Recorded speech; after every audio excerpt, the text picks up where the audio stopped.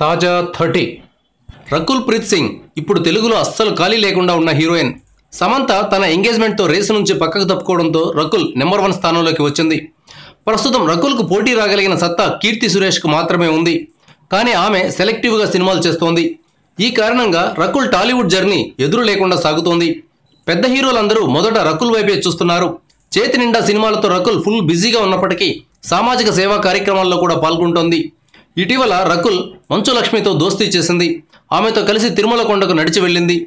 మంచు లక్ష్మి నెలకొల్పిన teach for change అనే సంస్థకు తన వంతు సహకారం అందిస్తోంది.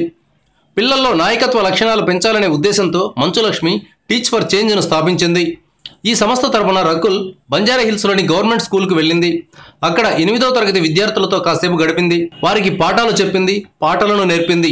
మంచు లక్ష్మి చేస్తున్న మంచి పనిలో భాగస్వామి కావడం తనకు సంతోషంగా ఉందని ఈ సందర్భంగా రకుల్ తెలిపింది. Thank you viewers. ఈ వీడియో మీకు నచ్చితే లైక్ బటన్ టచ్ చేయండి.